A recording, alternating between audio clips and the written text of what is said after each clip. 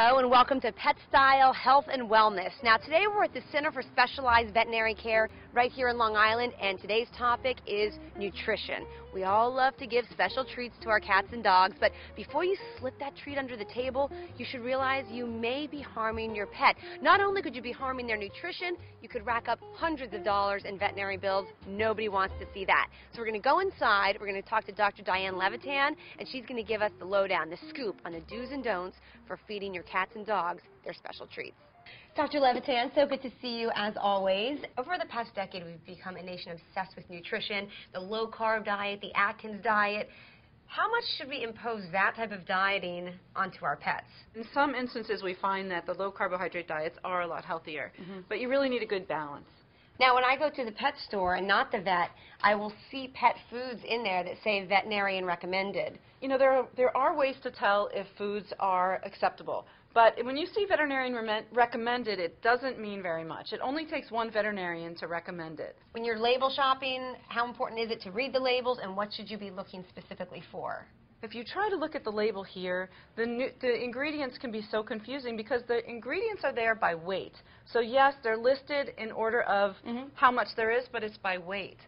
So they may say that chicken is the #1 ingredient, right? But if the next 3 ingredients are 3 different grain products, if you add up the weight of the 3 different grains, you may actually have a lot more grains than you do chicken. And so it can be very misleading. There is a standard that's been created by an Association of American Feed Control Officials, and that's the AAFCO. And if you look on a dog food can or cat food can, you should see the AAFCO statement. What would you say makes good nutrition in the foods for your cat or dog? It has to have the right balance of protein, carbohydrates, and fat. Okay. And for cats, it's extremely important that they have meat. Cats are carnivores, and they really do need to have meat in their diet. Cats cannot formulate one very important amino acid called taurine. And so they need to get that, and they can only get that through meat. I would never recommend somebody formulate their own diet at home that's purely meat, because that's going to lead to other problems too, nutritional imbalances, and most likely malnutrition. And then what about for dogs? For dogs, very similar. Dogs, though, if you think about it, they also were carnivores, but they can also digest carbohydrates, which is unusual. You don't really think of them eating plants. My mom's dog likes to eat spaghetti. You see? Well, they like it. That doesn't necessarily mean it's good for them. What happens to an animal? What are the consequences of poor nutrition? They're going to have problems in their skin and their hair coat. They're going to have immune problems. They're going to be thin. We all love to sneak our pets little table scraps. So I'm notorious for giving my cats milk, and I know some people are very notorious for giving their cats meat and everything else from the table. How bad is that? It's really not so good. Well, sausage and hot dogs, salami and ham, they're very high in fat. And so that is just one of the worst things that you can give your dog or your cat, really. High fats in excess are going to give dogs and cats pancreatitis very often. Pancreatitis is extremely painful, potentially deadly inflammation of the pancreas. We don't know very well what causes it in general, but we do know that after they've eaten a high-fatty meal, like the fat from your steak or gotten into these things on the table, they're much more likely to develop pancreatitis. It's a classic story. So I always tell people when they want to give their pets treats, please just avoid the fatty foods and these meats, and they're just so rich. Big no-no. Chocolate, bad, bad, bad, bad. Chocolate is poisonous for dogs. It's poisonous because of the caffeine in it and also because of a chemical called theobromine. Onions and garlic, believe it or not, are also poisonous. They cause blood disorders in dogs and cats in high quantities. So we want to avoid that. Little specks of it, you don't need to freak out, but onions in high quantities will cause a problem with their blood. Now, I was surprised to see on this plate the cheese.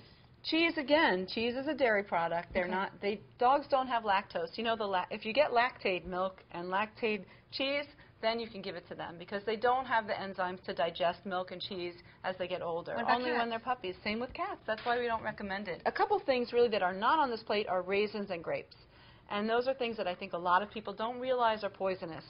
So small quantities of raisins and grapes are also very dangerous for dogs and probably for cats. Corn on the cob. Corn on the cob. Well, everyone likes to, laugh when they watch their dog chew on the corn, except nobody's laughing when they end up in the emergency room, because what happens is they chew it, they have a great time with it, they swallow the cob. They bite into it, and if they get a piece of corn cob in their stomach, for some reason it likes to pass through the stomach, but it doesn't like to go through the intestines. It likes to get stuck, and that's surgical. And so that becomes a very expensive, very painful, very unpleasant piece of corn. Avoid corn cobs. Now, what about canned corn? So corn itself is not bad for them. Oh, okay. So if you look at ingredients in dog and cat foods, oftentimes you will see corn. So I think the point here is just corn off the cob. Okay. What about the, I see over here we have popcorn. Some people want to give their pets treats. So not the raw popcorn, only the popped popcorn. But if they have popped popcorn, it's okay to share it with your pet. And here's some other good things that you can actually share with them. You know, everybody wants to give them a treat. We don't have ice cubes on here, but ice cubes are fun. Right. But vegetables and fruits are really good, and a lot of pets will really enjoy them. Yeah, my brother-in-law's dog loves carrots. Like, if you just fun. say carrots, she's like, whoa, freaks out. Just the word You need carrot. to teach her to go to the refrigerator and grab them. I know. Thank you, Dr. Levitan, for the crash course in nutrition. All these fresh vegetables. Hopefully someone will enjoy them tonight. Absolutely. I'm going to make a salad. Yeah. Get it for yourself. Absolutely.